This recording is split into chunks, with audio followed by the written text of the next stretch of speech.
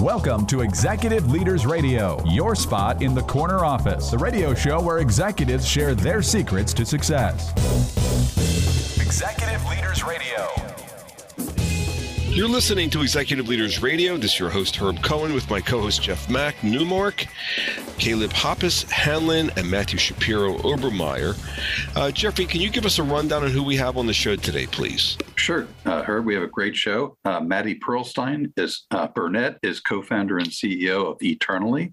Jessica Cunningham Akoto is the CEO of KIPP Philadelphia Public Schools.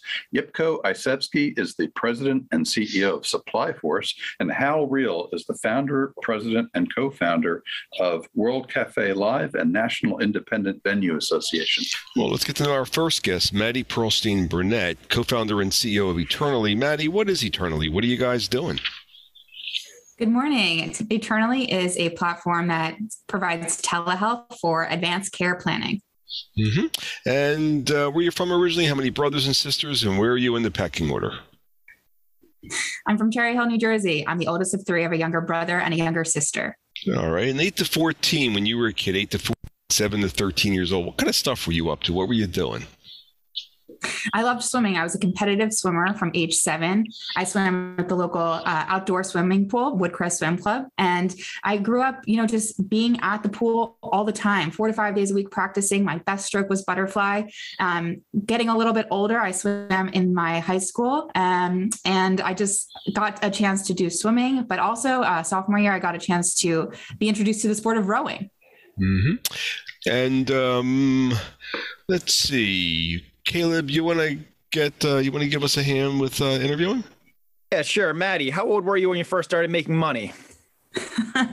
That's a great question. I was a 11 or 12-year-old on the school bus. I went to a Kelman Academy, a Jewish day school in South Jersey, and I would hand out my phone number to kids on the school bus to get their parents to call me for babysitting jobs. And that was my first time making money.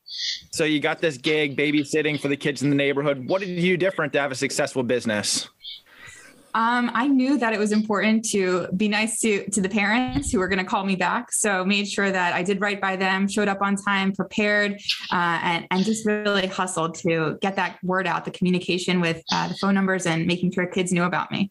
A little bit of a hustler, always important in business. And your business is pretty young. So how does being a hustler as a babysitter relate to what you're doing at Eternally and making it be so successful? Yeah, so we got started in early 2020, and every day is a grind.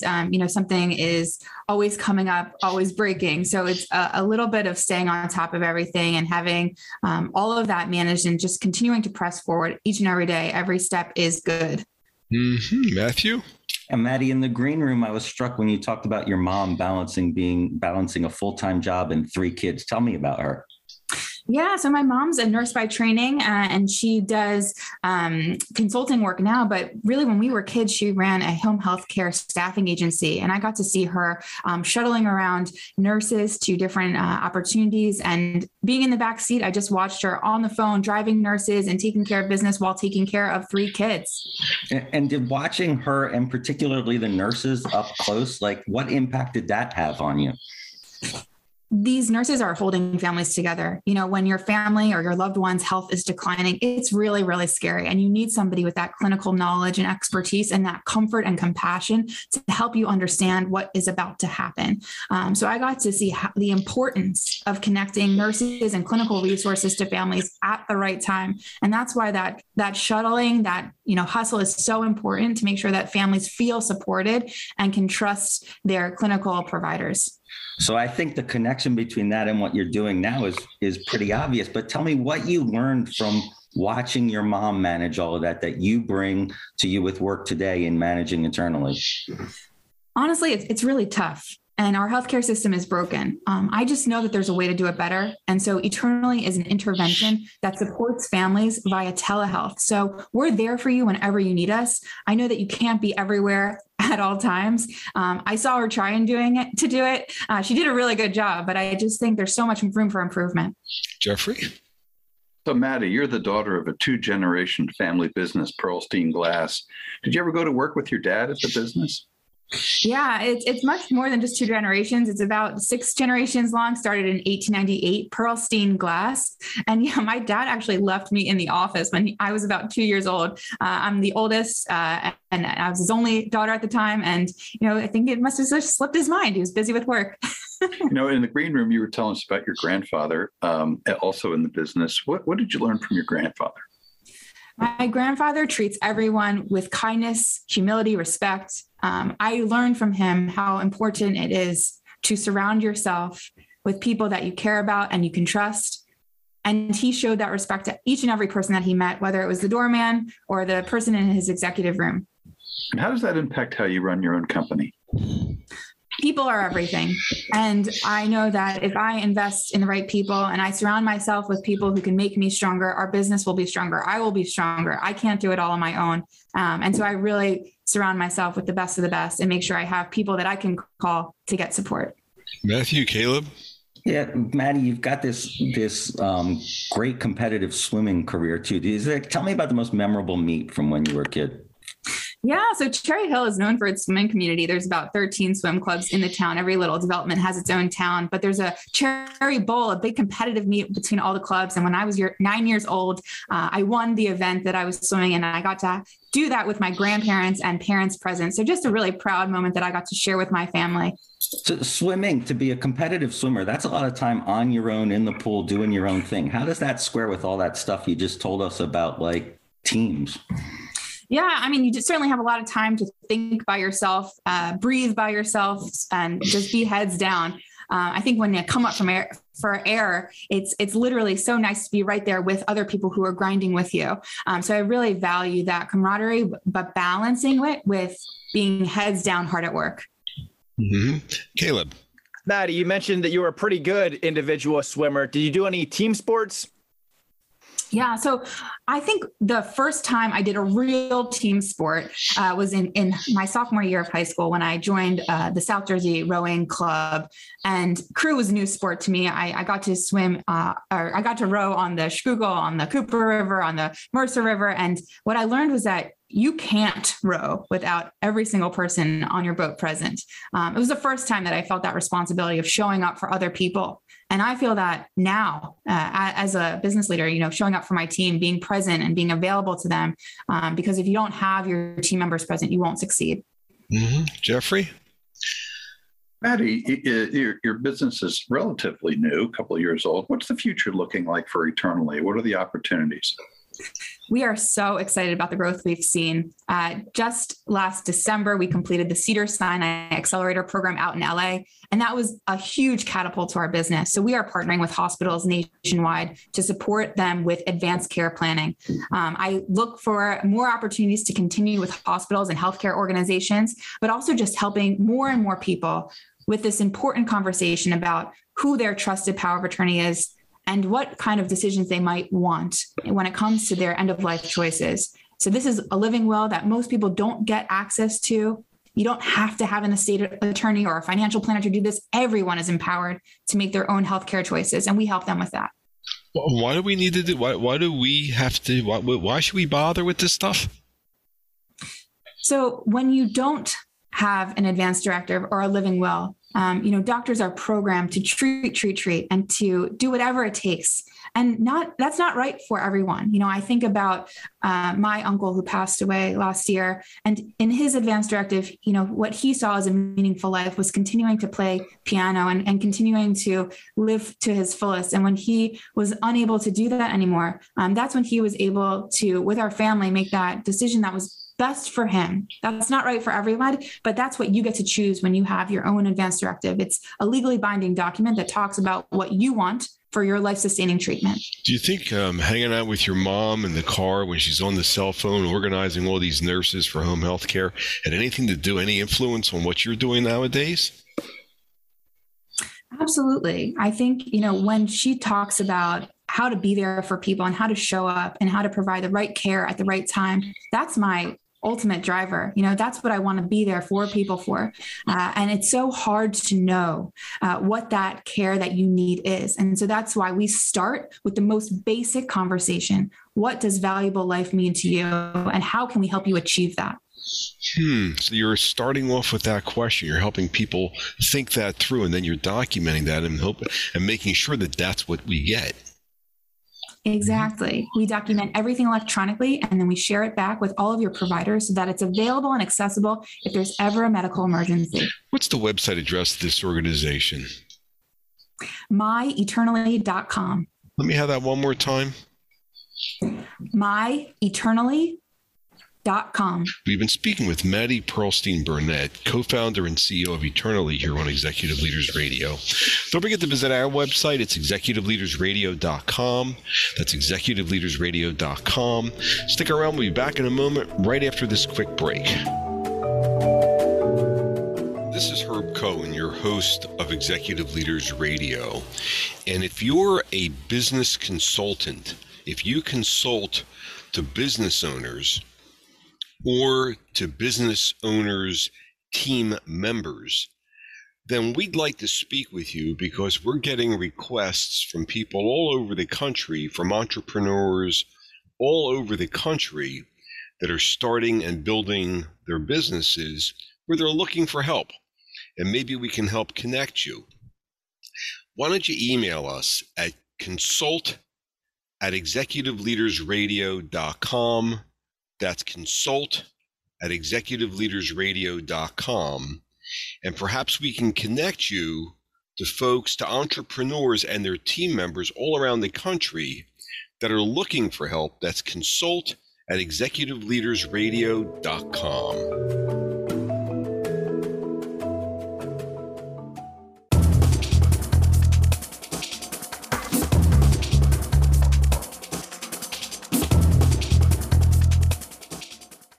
We're back. You're listening to Executive Leaders Radio. This is your host, Herb Cohen. I'd like to introduce Jessica Cunningham Akoto, CEO of KIPP Philadelphia Public Schools. Jessica, what is KIPP Philadelphia Public Schools? What are you guys doing? KIPP Philadelphia Public Schools is a network of public charter schools. We are college and career prep K-12 system serving 2,700 students in North and West Philadelphia. Ooh. Where are you from originally? How many brothers and sisters? And where are you in the pecking order? Sure. I was born in Washington, D.C., raised right outside of the city in Prince George's County, Maryland, and I am an only child. What makes an only child special? Many things. I think the first thing that comes to mind is we are very independent and resourceful, especially those of us who are Gen X, also latchkey kids. And we know how to self-soothe and kind of just get things done on our own and figure it out. 8 to 14 years old, what kind of stuff are you up to? What's that list look like? Sure. I was a music and dance kid. So I danced for probably up through middle school. I played the cello from elementary school through high school in DC Youth Orchestra, and I also played the clarinet in school. And Jeff, give me a hand, please. So Jessica, in the green room, we were talking about your mom and dad growing up, and your mom was adamant on education. Tell us the influence of your mom and dad on your career. They are probably the biggest influences for several reasons. So first of all, my parents, particularly my mom, were huge advocates of school choice before school choice became like a buzzword. I attended a variety of different school types. So like private Montessori, magnet school, science tech, performing arts, comprehensive, kind of regular junior high school. And then I ended up at a all-girls Catholic school for high school. And so that agency that my mom used to get me into schools that she thought were more appropriate was really instrumental in me kind of developing a perspective around education. I also learned about inequities. When you go to that many different school types, you see major differences in how kids in different communities from different backgrounds are educated. And then my dad, I always say he played the long game with me. You know, my dad made a bet with me about my SAT scores in the 4th grade. If I got a certain score, he promised to get me a new car. But we both made good on that bet. And so I got a new car when I went to college, which was exciting. But yeah, they were big proponents of school. That was definitely first in our home. And you mentioned your dad was aggressive. I mean, he moved you, and I'm sure it's not easy, running the KIPP schools and growing the organization. How did your dad's aggressiveness show up in you today? In so many ways. So my dad taught me a lot. I spent a lot of time with him. My mom worked both day school and night school. And so that meant that my dad was really largely responsible for things like school lunch, after school snacks, dinner, you name it, weekends, so shuttling me around. And so I learned how to be the captain of my own ship. I learned how to be responsible for my life and to make the kind of choices that would build the life that I wanted for myself, which is essentially the mission of KIPP in terms of how we want to set our kids up and preparing them to make those choices. We want to make all the opportunities that they want available to them so that they have that sort of variety of choice in their lives and agency. Matthew? Yeah, Jessica, you just rattled off the list of schools that you went to and the inequities that you saw there. I'm curious, how young were you when you were able to appreciate the differences between how the different schools operated? Third grade. So and what happened in third grade that you got that? Sure. So I started out from pre-K through second grade. I went to a very small private Montessori school. We had horses at my school. We tasted honeysuckle. It was, and I thought that was normal. And then I moved to a public magnet school for third grade. And academically, it was a good school. It was much more economically diverse. And that was the first time I went to school with kids who did not have lots of advantages from home and started to understand, people are coming at this from different perspectives, and there are lots of kids who don't have things that maybe I have or other kids have, and that seems really unfair. So tell me, how do you bring all those different schools you went to, all those different things you saw, how do you bring that with you to work today as an educator running 6 schools in Philadelphia? Great question. Those inequities really bugged me, particularly as I got older. I started to notice not just that every kid doesn't have the same kind of stuff.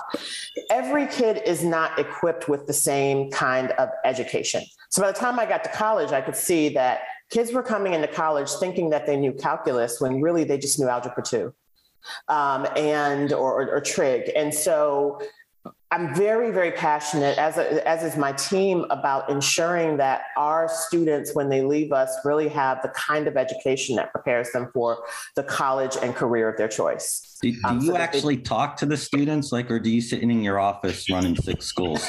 I do. Sadly, I still spend a lot of time on Zoom. So I do get to see, I try to get to schools at least once a week to just see what's happening in classrooms and check in on school culture. I'm not in class. I don't get to go to classrooms nearly as much as I would like to. But I do get in there to check on the pulse of things. And the most important thing that I do when I'm in schools is talk to the leader of the school, because they make the weather in our schools. And so it's very important that I am in tune with how they're making the weather. Caleb. Jessica, it seems like music was a big part of your life growing up. Tell us a little bit about that. Sure. Music taught me, it didn't just make me appreciate art, and it certainly expanded and enhanced my love of music, but it also taught me discipline. It's a disciplined way of thinking. It teaches you music is a different language that you have to learn. And it also taught me the importance of practice and spending very intentional time getting good at something. So to excel in a program like DC Youth Orchestra, you have to have a private teacher. That means you've got a private lesson at least once a week. You've got to practice. You've got, I'd say, we had between the 3 days a week of practice of DC Youth Orchestra, that was probably 8 hours of time spent doing that. And so it taught me about the importance of deliberate practice and not wasting time and how to get really good at something. So what was your instrument of choice? Cello. And it wasn't my choice. And that's kind of unique, the cellist. So were you just kind of given your part in the shows? Well, no, you have to audition. So for every upcoming show, you audition for your chair, which is kind of your seat. And first chair is the premier seat of each section. And so you always want to be, if you play violin, you want to be first chair. That means you might get a solo. Even if you don't get a solo, you're leading your section. They're following your what you're doing in your section. And so I had to audition frequently. So when you auditioned and you got that chair, I mean, you really have to make the most of your opportunities, I'd imagine, right? Oh, absolutely. Absolutely. It was definitely prestigious to get that first chair spot every time. So when you're talking to your students, how do you relay that, making the most of your opportunities? So many different ways. I think it's important that kids understand how precarious and fragile life is. I think they understand that more now than they ever have in a sad way. But I think one of the silver linings of what they've experienced in the past couple of years with COVID and just the state of the world is that you can't waste time. When you get a shot, you gotta at least take it. Even if you don't make it, like you tried and that means something and it gets you prepared for your next thing. Mm-hmm. Jeffrey? Jessica, tell us about one of your biggest challenges. Challenges as far as the schools, challenges as far as running the schools and what's going on right now. I mean, I'd say right now the challenges are kids have, especially kids in under-resourced communities, kids who historically have not been served well by local systems. Their challenges are growing in terms of not just the academic, but their social and emotional needs. And more is being put on schools and other systems to meet those needs. And the challenge is that we weren't necessarily set up to meet those needs. And so it's really hard to kind of fill that gap while you're still waiting on funding systems and other systems to support that sort of kind of wide-ranging support. Website address for KIPP Philadelphia Public Schools? KIPPPhiladelphia.org. We've been speaking with Jessica Cunningham Akoto, CEO of KIPP Philadelphia Public Schools here on Executive Leaders Radio. Stick around, back in a moment, right after this quick break.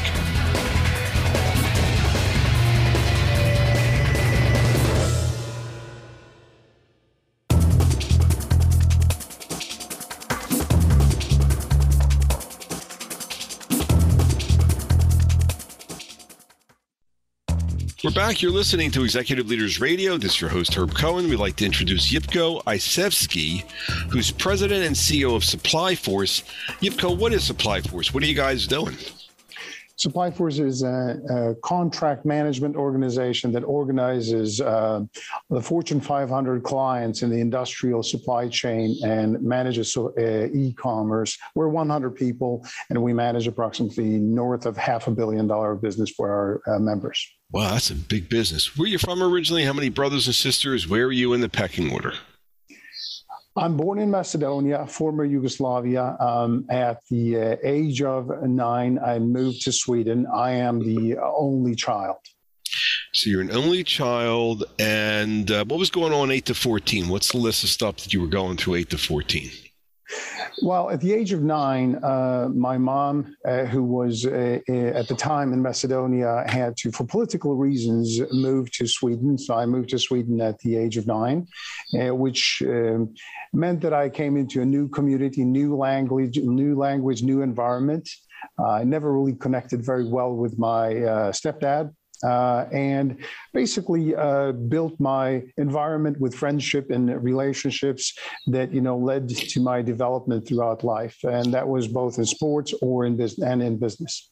Jeffrey? So Ljupco, being raised with a single mom and building your own, communities with your friends and that type of thing. How has that led to your ability to be a turnaround CEO and a transformative executive? Well, I think, it's not only at Supply Force, it's been at multiple places. And that is, when you move from one country to another, you learn to understand that there is different cultures, different behaviors, and different personalities. And it's a question of how you build that together so we all can go in the same direction. So I think that started at the young age, and I've replicated it not just in Sweden. I've been in Germany to do that. I've been in Belgium and various other places as well. Mm-hmm. Caleb? Ljupco, what kind of jobs did you have growing up? My first job really was at a young age to make some money. I think it was at 10 or 11 already. Every year in May, there's spring flowers that are sold. And I started by knocking doors around the communities and selling flowers. And it started, for me to get commercially savvy. And then I did some work in what we call a local kiosk where you buy a newspaper, cigarettes, and so on. So I started at an early age. Was it all work, or did you have time to play any sports, do any enjoyable things? I played both soccer and basketball. At first, I think, I was much more enjoying soccer. I was fairly good at soccer. Didn't start very well, but, it developed over the years. And then basketball evolved into my sport of choice. And by the way, in the soccer, on the basketball side, I actually continued to become a basketball coach at a later age as well. So what about soccer? Were you scoring tons of goals? Did you have a leadership role in the team or anything like that? Now, I think it's interesting, based on what we're talking about, community development and so on. I actually started off the bench. I was not really first selection. I was far down the line. But over the years, I worked very hard. And at the end, actually, I was a defensive midfielder, which in my mind was building how everyone else could obviously perform well. So serve others was basically what I was doing as a midfielder. And at the end of my career, I was actually captain of the team. So wait a minute, Ljupco, you're selling flowers door to door. You're working a kiosk where you're selling all kinds of different things. Do you have time to work yourself to be a bench player to the captain of the team? It sounds like you know how to prioritize your time pretty well. Well, it is time management, it's dedication and hard work. And again, it is as well building, relationships around you, because look, you can't get to that point if you don't have friends around you that work with you in the same direction. So I think, to get to that point, it is, yes, time management. But if you don't have people around you on the team that align with you, you won't get there. 11 players on a soccer field, you have to have them all working together. Does that relate pretty closely to turning a business around? Yes, I mean, that is exactly the point. And I think, what's interesting is that it's so relatable to business, because I think, when you get on a soccer field, everyone has different backgrounds. They can have different, families and so on, and they have different interests, but you all have to pull together. And it relates into the business as well. You have to respect everyone, that they have different backgrounds, and you need to build it based on a common goal that you all strive towards. Matthew? So how young were you, Ljupco, when you were first transforming things? So it's interesting, if we talk about transformation of something on the larger scale, I started what is called gymnasium in Sweden, which is similar to high school here. The student council had a way of generating funds to do a variety of different activities. One of my closest friends was the chairman of the council, who became a top politician in Sweden. He expected me, since we're very close friends, to build something which was to collect and drive, a commercial development. So we arranged events, and the events were to onboard students when they were coming in. There was big parties and so on. And it ranged. I arranged 6 events that ranged from 500 to 1,000 people every event, which was huge revenue generator for the student council. And where did you get the idea, in the sense, when you were in high school or gymnasium, as you just called it, that you could transform something like that? Well, I think it was a question of organization, and everyone had obviously the desire of getting together and get to know each other, because we were starting a new year in school, and it became something which was a natural thing to do. We called that the kick-in event for the year. And we pulled together a team, how to structure it, which was to build bus schedules, which was how will you pick people up. And, we had to organize so we could get in bands and so on. So I oversaw all of it. And then I had different team members to obviously pull strings and help me to get this to work. And what lessons do you still bring with you that you learned from transforming that event back when you were in gymnasium? Well, I think, anything is possible. I think, a lot of times we have a lot of organizations go with, this is how we've done things before. This is what it looks like. I think, I've learned through that nothing is status quo. It's about, developing is going to come with, if you pull all together, you can make changes no matter what type of business you're in. I'm fascinated that when you talk about transformation in the context of business, you always seem to bring it back to team building, to community building. Is that accurate? Is business transformation actually just about building community? It is a community, but you need to have a common vision and understanding of what you're heading towards, right? I think, it's interesting that sometimes there is the connection of what you do today towards the vision and the goal that you have, right? If everyone understands the vision and the goal, then you can obviously act correctly to reach what you're all striving towards, but you need to all pull together. And you need to obviously be as well receptive to everyone's views as well. Jeffrey? Ljupco, you and I have talked a little bit about your wife and kids. How's your family supported your professional career? Well, always been there for me. So I think, it's interesting. You should bring that up, Jeff. I've been in so many different places around the world. And if you don't have the foundation and the family behind you, you can't execute anything at work. And they've always been very supportive. We have a very strong bond. What I was missing as a family at a young age, that I was in a divorced marriage, I think we've repaired that in my family to be very close. I have 2 kids, and it has been, in my opinion, a success, and we're very close now.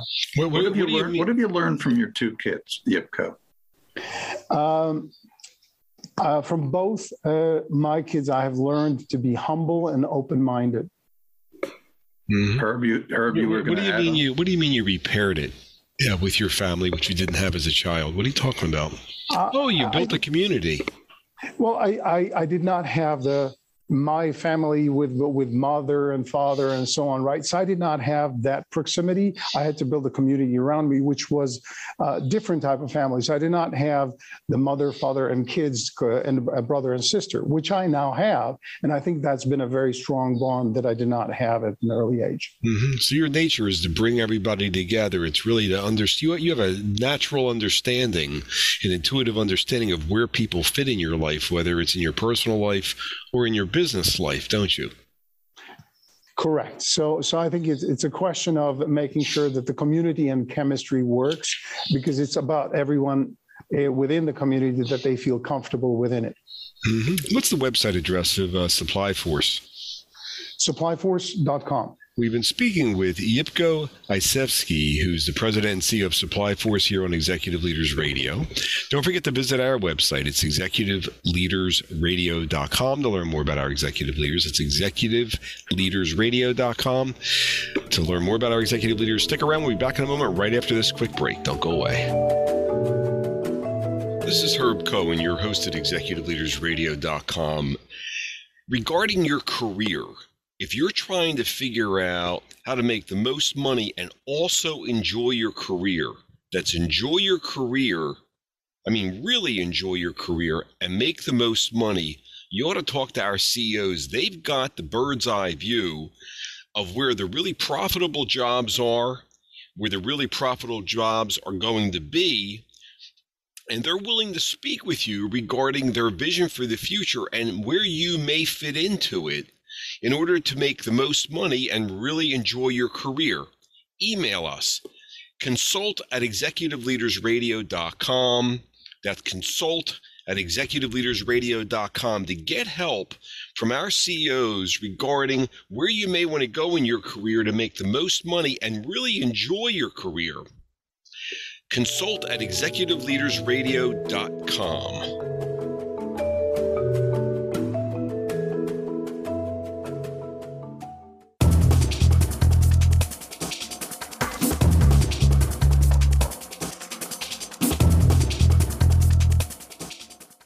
We're back. You're listening to Executive Leaders Radio. This is your host, Herb Cohen. I'd like to introduce Hal Reel, founder and president of World Cafe Live and co-founder, National Independent Venue Association. Hal, what is the World Cafe Live? What are you guys doing?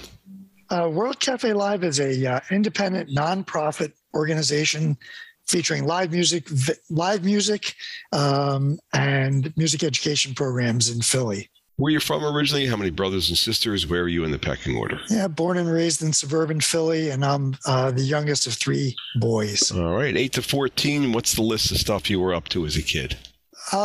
Pretty typical. I was really into sports, but I also was very into music. I played piano and keyboards, had bands, taught lessons, loved the music world. Matthew? Yeah, Hal, I'm curious. How young were you when you were going to see live music as a kid?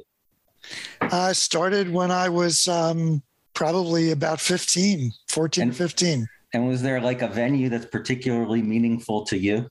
There was a great place in Philly area in Bryn Mawr called the Main Point, where Bonnie Raitt and Bruce Springsteen and Jackson Browne and so many others started their career. And what was it about the Main Point that really attracted you that informs what you're doing now with World Cafe Live?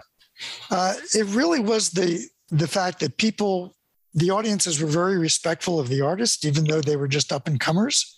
And it was a very intimate kind of experience for both artist and audience. So I'm curious, as you do World Cafe Live, as you think back to the Main Point, do you identify more with the fans watching the show, with the artists up on the stage, or with the guy who owned Main Point? Well, all three are really important. It was also a sort of nonprofit organization, as we are. I know that for the artists to have a room where they were respected and listened to, not just a bar scene, was a big step up for them. And for the audience, if you were really a music head like me, to get to really be in a listening room that had great acoustics, very special. I'm going to change gears on you a second because I'm the oldest of three and you're the youngest of three. So tell me, what did being the youngest of three do to you? I guess, it gave me a lot of opportunity to observe and learn, since my two older brothers were the pioneers in terms of getting both praise and getting in trouble, right? So I learned a lot from that. And how does what you learned from being the youngest, from observing all of them, how does that inform what you do running World Cafe Live? It's all about people being observant, trying to listen, and trying to be a peacekeeper, a mediator, but on the other hand, make sure that everybody has a voice. Caleb? Al, what kind of jobs did you have growing up? I was a babysitter. And I was in a band, and a lot of bands, and also I taught music to other people, to younger kids. Tell us about your babysitting gig. How big was your company? Well, I started out just babysitting like other people, but I was overwhelmed by opportunity. And so I started, and by people asking me to find other babysitters. So in 10th grade, I started night babysitting service. My dad was a printer, so we printed up cards and posters. And before I knew it, I had dozens, maybe as many as 100 of babysitters out on a Friday or Saturday night babysitting for people in the neighborhood. Wait a minute. You went from being a babysitter yourself to managing an entire network of babysitters. Is that correct? Yeah, I was an entrepreneur at a really young age. That's how I bought my first keyboard. An entrepreneur who sounds like he knows how to scale a business pretty well. What does that have to do with how you're able to grow World Cafe Live? Well, there's good parallels. That's a great question. But, I think, for example, right now, our education program at World Cafe Live grew very organically. We started it in 2008 when the schools during the recession shut down their music programs. And so we brought our musicians together and our teaching artists and our donors, and we created a great program called Bridge Sessions, bringing kids in 100 at a time for very curated sessions.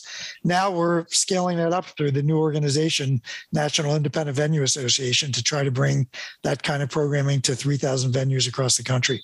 What do you mean? Tell me more. I think that the independent venue is sort of like an independent bookseller. Right now, 90% of all ticket sales for live music performances throughout the globe are controlled by two big multinational companies. And nobody got their start at the Wells Fargo Center or other arenas. If you ask Dolly Parton or Billie Eilish, who started in our small venue of our two venues, they all got their start in independent small venues, and we never had a voice. But when the pandemic hit, we formed this coalition now called NIVA, the National Independent Venue Association. And we now have this network of venues around the country. And I think that one of the ways that we can stay independent is that we have to be more than just nightclubs in our communities. We have to be cultural hubs. We have to be centers for all kinds of activity. And World Cafe Live has that in its DNA. We've been that since the beginning. So community engagement and music education is a big vehicle for us to be a lot more in Philadelphia than just a nightclub. Not that there's anything wrong with that part of what we do. Jeffrey? Al, who was one of the most influential people in your life? Jeff, two people come to mind for me. One is most influential was my dad. And it was my dad because he always sort of put himself down when we were growing up because he never had the opportunity to go to college. And he wanted my brothers and I to be doctors or lawyers, which he worked out. I have two doctor brothers, and I was a lawyer for about the first half of my career. But I say he put himself down because I watched him in the family printing business, and I watched him wear every hat every day. One day he was an accountant. The next day he was a lawyer. The next minute he's being a minister. This is what it takes to be a business leader. You have to be able to wear all those hats and do them as well as you can. You can't have all the answers, but you have to have the judgment to know what you know and what you don't know. And my dad was an expert at that. The other inspiration for me was a great Philadelphian, may he rest in peace, Willard Rouse, Bill Rouse. He was a client, a friend, and a mentor. And the man taught me that if you're not passionate about what you do, then you're not doing the right thing. And that's what led me to bag my law practice and move into the music world and create World Cafe. So what's Bill telling you every day when you walk into the organization? What's Bill telling you that influences your day? He's telling me to be honest, be bold, and be persistent. We have that in common. You probably know that, right? Yes, I do. How, if we were doing a good interview, what else don't we know about you that we should be asking about? Wow, that's a tough question, Herb. I think what we probably haven't talked about is how simple I am in terms of all of my dealings with folks. And it sounds ridiculous, but it's all about the golden rule. It's all about trying to be fair to others as you would want them to be to you. And that's always been my North Star. And that's how I try to be with everybody from our guests to our artists to our staff. How many different artists do you think have been through your doors? Oh my. Well, we do 500 ticketed shows and a couple of hundred free shows a year. Each one of them have an average of two or more, let's say an average of two performances, bands or performers. So, do the math. It's you've been thousands of thousands. So you've helped the careers of thousands of musicians. Well, we have. Our name comes from the radio show. We partner with WXPN in Philadelphia, one of the country's leading NPR stations, and they have a show called World Cafe that's been on the air for 30 years. We licensed that name. So for 15 years, they were the virtual World Cafe. And for the last 18 years or so, they've now had an extension, which is the actual World Cafe. And that's us. So this is where artists come to become known. So Adele's first gig in the US was on our stage. Fast forward, Billie Eilish, people like Robert Glasper, Kamasi Washington, all kinds of genres, all kinds of artists have debuted. Matthew, last question. What is it? I was actually wondering, is it more important to you that you have those big artists on there? Or I know my kid's high school orchestra has performed on your stage, right? Like, which one of those is more important and brings you more pleasure? Thanks, Matthew. I think what really distinguishes us is what we call WCL Originals. And it is working in the community and doing one-off kinds of things. But we're also very proud that, artists who are known and artists who are rising want to play on our stages. So it's really both. What's the website address for World Cafe Live and National Independent Venue Association? World Cafe Live is www.worldcafelive.com. NIVA is www.nivassoc, worldcafe.org. We've been speaking with Hal Reel, founder and president of World Cafe Live and co-founder of National Independent Venue Association. Jeffrey, can you give us a rundown on who we've had on the show today, please? What a great show, Herb. We had Matti Perilstein Burnett, co-founder and CEO of Eternally, Jessica Cunningham Akoto, CEO, KIPP Philadelphia Public Schools, Ljupco Icevski, president and CEO of Supply Force, Hal Reel, founder and president, World Cafe Live, and co-founder, National Independent Venue Association. I would like to thank my co-hosts, including Jeff Mack, Newmark, Caleb Hoppus, Hanlon, and Matthew Shapiro Obermeyer for giving me a hand structuring the questions, hopefully providing our listening audience an educational and entertaining show. I'd like to thank our listening audience for listening. Otherwise, we wouldn't have a radio show. Don't forget to visit our website. It's executiveleadersradio.com. That's executiveleadersradio.com to learn more about our executive leaders. Thank you for joining us today, and have a nice day. Bye-bye.